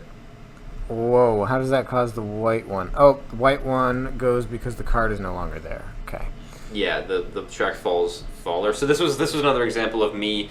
The reason why, so this tricks track here, what happens is that it flips and it falls over. Initially I had it built so that it flips and it falls over immediately after. The reason why I had to make it so that it just flips, then does this trick, Yep. then falls over, is because that white ping pong ball will get stuck on it. And by get stuck on it, I mean it literally would not fit in that space. So this was an example of space Oh, because when literally it making falls me over, build. it falls over and like it wouldn't fit under it. Yeah, that ping pong ball is in its space right now, and it would continue to be in its space if it fell over then, yeah. Oh, where its initial starting position, you mean? Yeah. Ah, wow. Yeah. Initial and when it goes in initially Yeah. too. So it like gets a stuck, small, yeah. like the initial bit of the path that it goes on. So this Yeah, has so to I had go to adjust first. the pathing. All right. Wow. Yeah. Wow. So I literally had to remove the connection for the trick and then redesign it so that it could fit. That is actually intense. Wow. Yeah. Wow. I can't stop saying wow. Okay. So red ball goes down again, pushes the ping pong ball, goes around a turn. Yes. And this was also a very nice take as well for this particular connection because the ball and the red ball are right next to each other. They're friends. Sometimes they friend zone each other and then they come apart a little bit before it reaches the end. But in this take, they were close to each other, which is the intention. Yeah, So that's good. yeah. Very nice. So this is going around the turn, tricks track, knocks off string, or knocks off a domino, more specifically, Yes. which makes more sense. Okay, so we got a lever that goes out, that drops the sliding guys. That's the diving board. Okay. Yeah, and this trick was built after I already made the launching trick, so you'll notice the structure is attached to the block the Right, ball so launches it's like off a of. double So I used, structure. I decided to use the Double-purpose structure structure. again, as an elevator. That's cool. Yeah.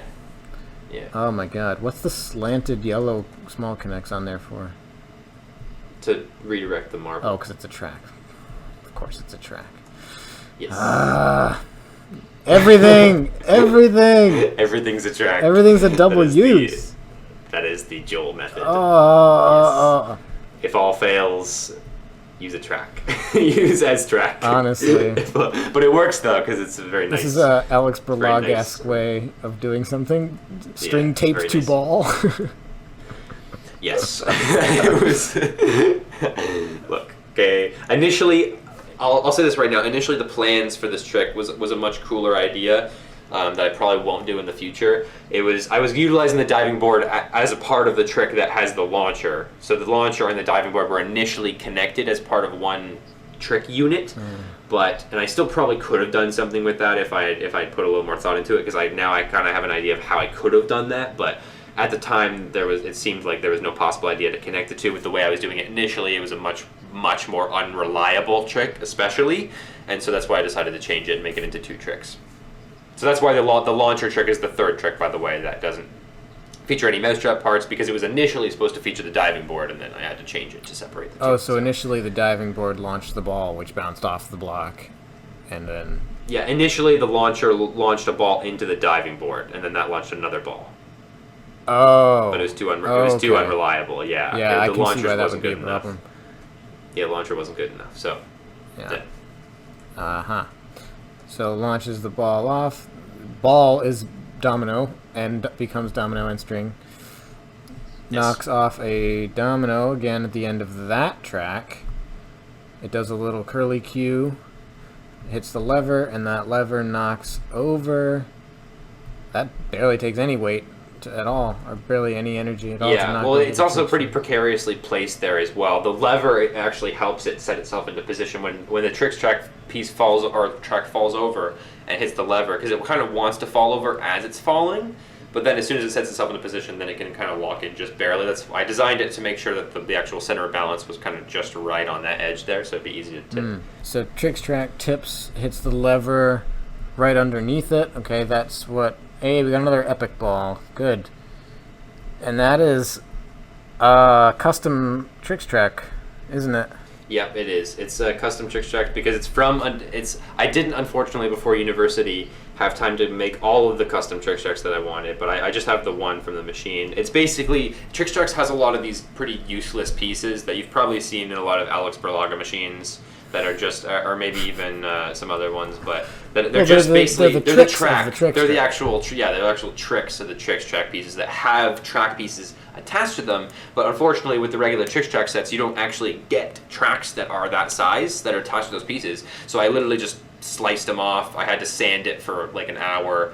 I actually got a sanding burn because of how badly I was sanding it, but yeah, it took a long time, but eventually I got a nice track out of it. But I only got one. I'm planning to go back eventually and do the other one so I can get some more medium-sized tracks, but that's one example of one. So yeah, and the reason why I did that is because I was going to do it later, but I had to do it out of necessity there because of the size of track that needed to be there. And I wanted it to be the tricks tracks to match the other tracks, but yeah. Yeah. All right.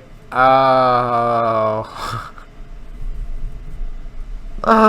This is beautiful. Which part are you looking at? Oh, the stop sign. Oh, the stop sign. Oh, so this is the second use of the stop sign. Oh, And then yeah. the ball I mean, weights it down. I'm seeing all of these parts kind of separately, where it's like, yeah, I remember the stop sign trick, but now it's all coming together of like what it means in context of everything that has come before it.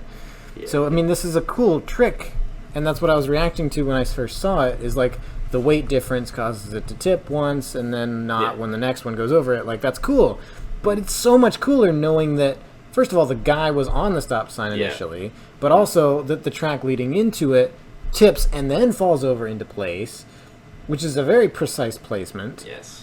And then also knowing that the guy gets used again because it pushes the guy into the domino. Oh, well, that too, which I didn't know. Yeah, that's the part that happens in there. It's guy use numero dos, and also stop sign use numero dos out of 3. Yeah. But Well, we'll get to that. yes. So the heavier ball goes down and presses on the stop sign. Yeah. And that shoots the guy forward a little bit more. Yep, it shoots the guy forward. There's a connection that you can't really see very well there, but it's basically... Well, let me try to figure it out. Okay, I'm it's gonna be assuming what it difficult. is a domino wedge kind of underneath like Yes. a gray piece. Not a gray piece, but yeah, Well, it's a wedge. essentially that like... It's just made of paper, but yeah. Oh, okay, but same idea where it's like sloped to the table and then Yes. it launches wedges underneath and pushes Yes, it. very exactly. Yeah, he got it. Good. Alright, so that... Did the billiard ball not work? For what? You said you were going to replace the yellow ball. Oh not yeah, work? it didn't. It's literally the exact right size to be the slowest possible speed on tricks tracks. It literally fits in very poorly. But the yellow ball ended up working anyway. So yeah, it wasn't like the yellow ball was unreliable. It was just a little wonky ball, but it still works if I need to use it. So But yeah, I'll use the billiard ball in the future. What Lyle's talking about, it's not a real billiard ball. I wouldn't replace a very light yellow ball with a billiard ball, but it's a ball I got at the pool party machine project at like a little vending machine thing. There was like a very lightweight billiard ball that's slightly bigger than this yellow ball. That is the same weight. There's not a lot of balls that are that weight. So, but yeah, so I couldn't replace it with that. Well, and more specifically, like the first thing Joel said when he got it was, "I'm gonna replace that stupid yellow ball." Yeah, I assumed I was going to be able to, but unfortunately, because of the track type, I was unable to. But yeah. I was looking for it. It still looks good. I was looking for the billiard ball as we were going through this analysis, and I'm like, I'm not seeing it. What happened? It still looks good. Also, I forgot to mention the actual theming of this trick. It uses the gear for a mousetrap. The track is attached to the gear. Right. Yeah. Which is attached to also the structure piece for a mousetrap as well. Nice. That spins. So the lighter ball does not press down on the stop sign, so it travels through to the next track. Yeah, that is what launches the ball, or it launches and triggers the launcher. Launches the ball off the block and into the funnel. What a funnel use! Whoa. Yeah. You got a lot of mileage out of that funnel, huh? It was a small funnel at least, so it was. Well, this particular take looks like, it really. It span around a lot, which is good. Yeah, in this take, so yeah, that was a good take of the funnel. But yeah, this is the third. This is the final trick in the machine that does not have any themed elements, but it does use a structure that was used in a themed element. So yeah. So what's that white circle? What's the white ring that it goes to? What white ring? The blue paper. It's the top of a cup. The top of a cup. Oh, okay. I cut it off and then put the paper inside. Gotcha. Yeah, cut the paper, cut the cup. Okay, so we've got another invisible connection, but it looks like probably just a domino falls over. It was just a domino gets knocked off with a lever, yeah. Oh, knocked off the table with a lever, okay. Yeah, it's very invisible, yeah, sorry. I mean, what are you going to do? Like, I don't blame you at all. Exactly. Okay, wiffle ball goes into yellow cup and tips it. Yeah. What is this wonky little structure? This is probably another one of my favorite whole connection systems. Everything to do with this yellow cup, and then also the reaction with the thing. Everything that happens in this one whole reaction section is probably one of the most resemblant, I would say, to something you would build, and also I really like this whole system right here. But so what's the weird structure holding the yellow cup? It's a type of flexing trapezoid, isn't it? Okay, this is what I was going to mention. So the structure for this yellow cup is basically a variant on the flexing parallelogram. I don't know if this has been done before.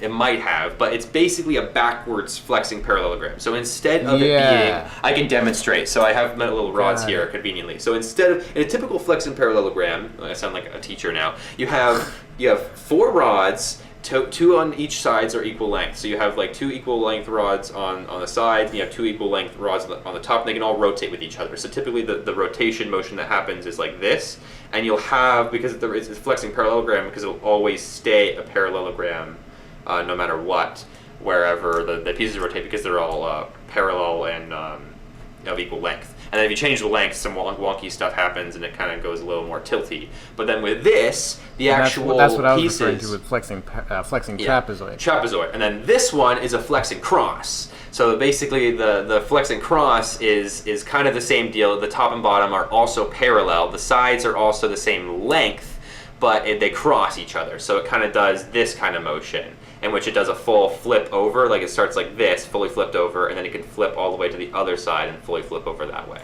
So I am in love. I'm definitely gonna try some crazy stuff with this. Yeah, so it's the flexing cross. I mean, honestly, structure. I've been doing so much stuff with flexing parallelograms that I'd never really even considered other shapes. I didn't even really realize it first. It's just kind of something I threw together, and I kind of just figured out the motion, and then found that it would just work well with that space. I mean, you've done flexing trapezoids. Yes, I've done, which I haven't done. So I got to experiment with flexing trapezoids. Yeah, I've done all the But now I've got to experiment with flexing crosses. I've done a lot of flexing. That really gives me a lot of ideas. Yeah, or potential for a lot of ideas. Yeah, it's a cool mechanism. Yeah, I might use it in the future again as well, because it can definitely be used in a more secure way as well. But yeah, it's very cool. All right, so now we've got a domino off the edge onto a plate, Well, how does that do? What? Oh, it's a weight. I see. Okay, Yeah, there's so a weight off the edge. the weight is there's a track. It's the track that it's on. There's a lever pushing Oh yeah, that one. Yeah. there's ready a to weight. elevate it, but Yeah. the weight of the domino prevents that from happening. Domino falls off, so the weight takes over, lifts Also, the track. the neat little and then- platform for the domino to catch onto. I thought that was the base of a lever. That's why I was Yeah, like, no. why it no move? What happened? Yeah, it's just a little catcher. What was happen? But And yeah, then, so releases the clear marble by tilting up, and it just vibration triggers the little. Not vibration. The marble does it. It's latched on. It's latched onto the side. So there's a Oh wait, latch. there's a tiny little latch there. Yeah, Okay, there's so a black black's more rod complex. acts Yeah. as both a ball stopper for the clear ball and also a latch for the red mouse catcher. I like that. And yeah, meanwhile, and meanwhile, wiffle ball's rolling back into the yellow cup. Yes, to be used very shortly. Yeah. So as the net or the catcher, what is it? Yeah. What do you call it? The mouse catcher sets Mouse itself catcher. sets itself into place to be lifted up later. But yeah, there's a weight on So it. there's a disconnecting string pull on that as well, No, right? not disconnecting. Doesn't disconnect. The string pull is actually necessary for the catching motion that I did to happen. But Well, I'll explain that. I'll explain that later. But So, yeah, whoa. All right. So that knocks a lever. Lever knocks a double domino weight. Pulls over a small SXL, and then that's what. Okay, that hits the lever to tip the flexing Yeah. cross over again. Yeah, this was So another it does very difficult. It does a whole 180 motion. That was also a very difficult lever to install in terms of a connection being very limited space. But another interesting thing that lever does is if that in this take, this is actually a pretty good example of it. That red mouse catcher isn't quite perpendicular with where it's going to be lifted up, but the thing that actually comes down kicks it into And place every single it into time. place. So no matter where it is, it'll always line itself up properly. And look at that, you used a dice. Yeah, I did use it. There's two other dice in this. Actually, three other dice in this There's machine. a backstory to this as well. I always tease Joel about his Yeah. dice usage because every time Yeah. I'm doing any kind of collaboration with Joel, I'm constantly like, "You should use a dice for that," and he's always Yeah. like, "Good idea, that works perfectly." It's like I always end up using, like in this machine I ended up using like 4 or 5 dice, so they are like quite useful, but I'm always in And then I'm every always in a single time situation. he'll tell me I'm- afterwards, they're yeah. not really that useful. I know, I'm always in a situation where I'm like, you know what, dice don't really seem that useful in machines, and then I always run into a situation in which the exact type of structure I need is like the exact same size as a dice, and then I get on a video call with Lyle, and I'm like, man, I really need like a piece that'll just fit right in there, and Lyle's just like, yeah, I mean, a dice would probably work, and I'm like, that's it, dice! It's like, How did you think of that? yeah, anyway, Yeah. So I mean, I know you do use them, but it's always funny when I see it. Okay, so now dumps it into the track, and what is that domino? Oh, that's just swinging from earlier. Okay, so it dumps it into the track, and rolls around the curve, releases a domino. Domino pulls out a string for. Domino pulls out a marble. string for the marble. It goes into the red turn. I was very interested to see what you were going to do this. Yeah. Red See, turn. I was initially planning to do something a little bit different too, because I knew what I wanted to do with the bucket. I'll be like, right off the bat, I was like, the bucket slides along a small connector rod. We'll get to that very, very, very, very shortly. But yeah, that was the idea I wanted to do with the bucket. But then I didn't really know exactly what I wanted to do with the red track. The red track was actually the last trick. The red track and the bucket combined was the last trick I built in the entire machine. And I just kind of fit it in this little corner space here. But yeah, so initially my plans were to make the track rotate. The red track would rotate around, and then it would do something with the bucket, with the slider. But then I kind of decided when I got to this point that I already had like so many rotating tracks in this machine, and there's already one that was literally parallel across from it in the table, that I kind of wanted to do something a little bit different. So this is what I ended up going So with. just an generic kind of auto tilt. Kind of an auto tilt system with the double use lever, and then it really hooks it. That way the bucket trick could be highlighted a little better. Yeah, wow. Okay, so I kind of forgot what it did at first, but let's go. Okay, so this is kind of a path splitter at first. So the lever Yeah. doesn't technically do anything the first time. It's just counting the number of times the ball passes through. Tiny sky rail into the bucket. There's got to be a latch on there. Yeah, there's a latch. Okay, Okay, so it's a micro domino. Micro domino. Okay. Bulk. Bulk brand. Yeah. Bulk endorsed trademark. Bulk endorsed machine. So what causes it to actually flip at the top? Oh, a small black rod just pushes up that curve. It's kind of like a cam on the edge of the bucket, and Yeah, just and flips then it. also the string itself wants to pull that in that direction as well. Oh, I see. It's attached to Yeah. the left side of the bucket. Yeah, a Great. little bit. Yeah. All right. Well, So it's not now attached we're- to it's not attached to the left side of the bucket, but the string is on the right side of the domino that's pulling on the bucket. Fair. Yeah. Fair enough. Yes. Yeah. So same kind of thing. Yeah. Yep. So marble goes down the same red track again, hits the lever a second time, so path counter, and that releases the lever underneath that side of the red track, so it's an auto tilt. It hinges. What's the hinge? Mhm. It's What just is- it's yeah. just Oh, it's tape. a platform. Okay. It's just tape on the end of the platform, packing tape. Very nice. Goes Yes. down off the DLC, hits a domino off the edge. I like that one. It's Very set up on the- visual. Yeah.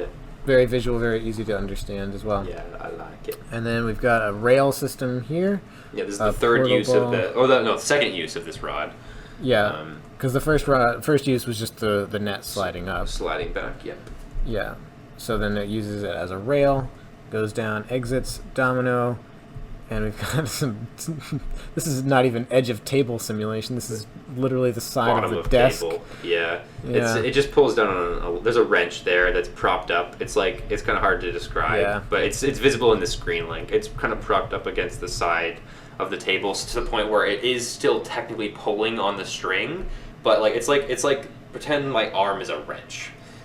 My my elbow is the side of the wrench that is still off the table. Like there's a string connected to my elbow right now, and then my hand is connected to the desk. There's a latch on the edge, so that my elbow is free moving right now. So it's pulling on the string, but then it won't pull it all the way until my hand falls off, and then the wrench can fall down.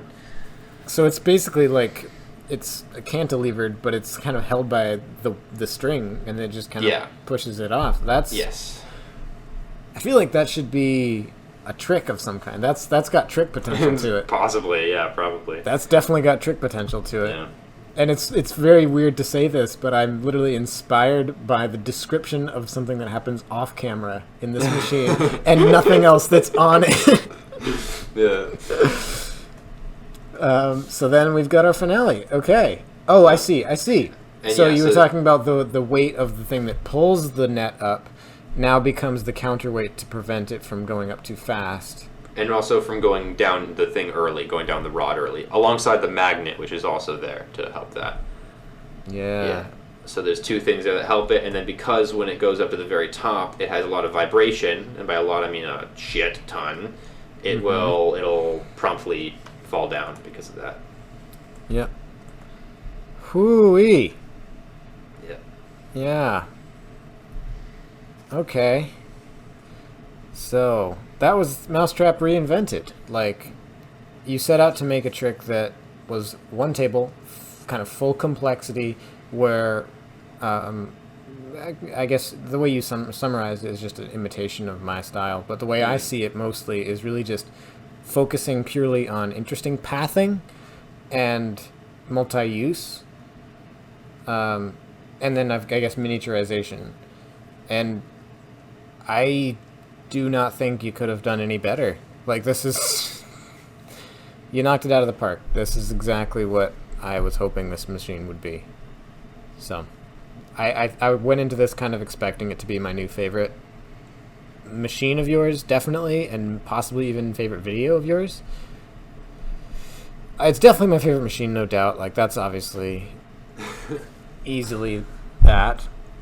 And I mean, I think probably favorite video. I mean, I think there's definitely a lot to be said with screen-link clips when you can think of really insane ideas. But when you can also think of really insane ideas, let's be real, there's really great insane ideas in this. But also figure out ways to make them connect, and figure out ways to make interesting paths around them, and figure out ways to kind of make them all fit and flow together really nicely. That takes a whole new level of expertise, and you've mastered that. Which is, I mean, I don't want to say surprising because I didn't expect any less, but this is the first time you've ever really explicitly attempted that.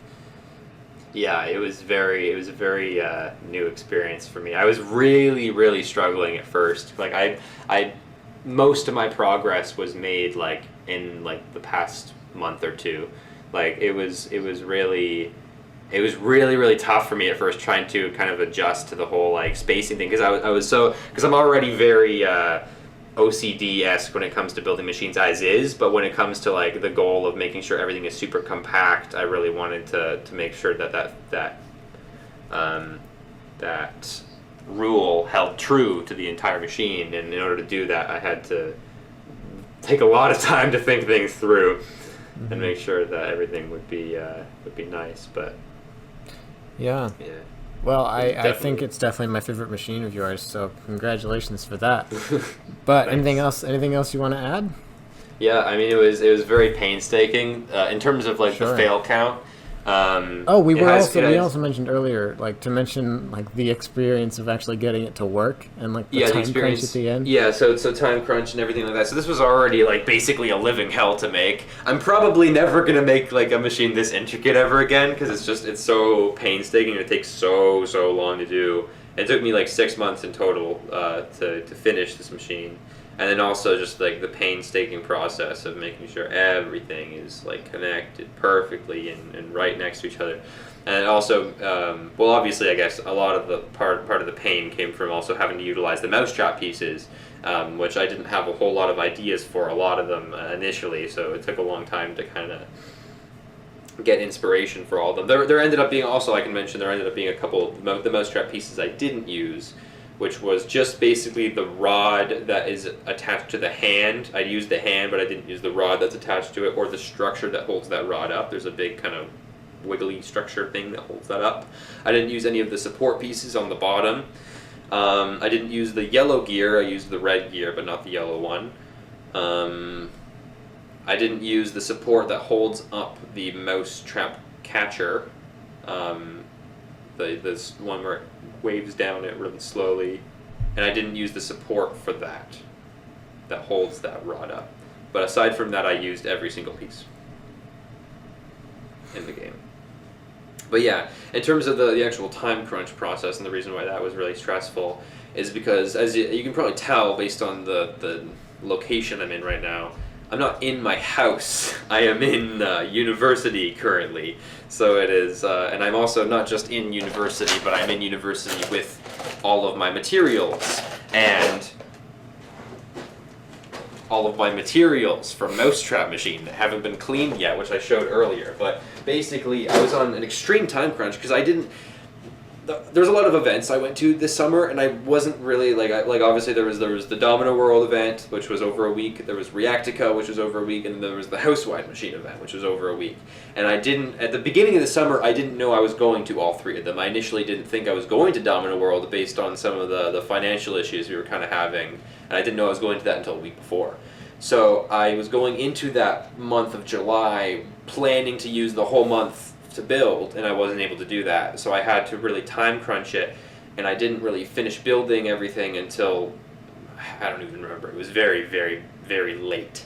And then once everything was finished, it wasn't just a matter of finishing, it was a matter of fixing, because I would come back from Housewide Machine to what might as well have been an unfinished machine, because a lot of things broke, not just over the course of like, what's it called, wear and tear that happens over time, but a lot of things just broke over the course of the filming process as well. There were so many things that changed and so many things I had to fix. I'm honestly thankful that I accidentally deleted all of my B-roll and thumbnails before I finished filming.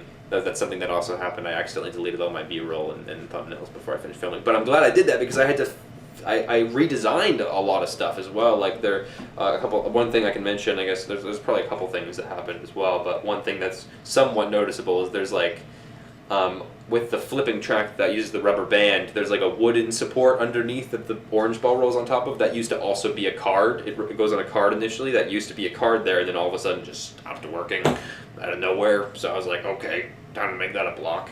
And then there was just a lot of really weird instances like that where I just had to just completely fix something. Also, in terms of like things that would come undone, this machine was like very, very difficult to fix. Anything that came unglued, anything that happened in that regard, there's so many things that are like really precisely placed. A good example would be the centerpiece track. That entire track system, is attached to a SkyRail support connector. One SkyRail support connector, that entire spinning track system. And it has to be in the exact right position because it is attached to 2 different connection systems. So it has to be literally in the exact right spot. There's a lot of instances like that where they're just extremely overly precise things that just had to be placed in the exact right spot. So it ended up taking me a very, very long time. But at the end of the day, I'm really proud of how it turned out. And I think that out of the goals that I set for myself, I think I accomplished all of them with success. All right. Yeah. I mean, I think you've said it all. So, thanks for watching this episode of Making Connections. As always, if you'd like to watch this episode from the beginning, you can find it in your subscriptions feed or on my channel page for the next week or so. After that, the only way to find it is through the Making Connections playlist. The link for that is in the description. Or, if you don't mind an audio-only version of the podcast, you can find it on Apple Podcasts and Google Podcasts by going to anchor.fm/makingconnections. Thanks again to the Invention 11 for joining me on the show today. You're welcome. Yeah, sure. I'm happy to be on for a third time. It's always fun filming these, and I think it's always good to have you on. I think that this machine was a perfect opportunity to do one of these episodes because it's literally the exact example, the perfect example of something that honestly needs to be analyzed further than just an initial watch, because on an initial watch it's designed in a way where it is visually pleasing to the viewer. The viewer can easily follow everything that's happening currently in the moment, but then when you really take the time to look at it, everything is connected, and everything is like connected in a really intricate, not just connected to each other, but connected in a very intricate pathing system that you wouldn't typically see in a machine project. So yeah, well, it's always good to have you on for these. These are, I think, when you're the guest episode, I think we have my favorite episodes of the whole series. Yeah. So if you liked the episode, leave a comment down below telling me what you thought, and subscribe to my channel so you don't miss the next episode. That's it for me. I'm Jack of All Spades 98. That's the Invention 11. I hope you enjoyed the show, and I'll see you in the next episode of Making Connections.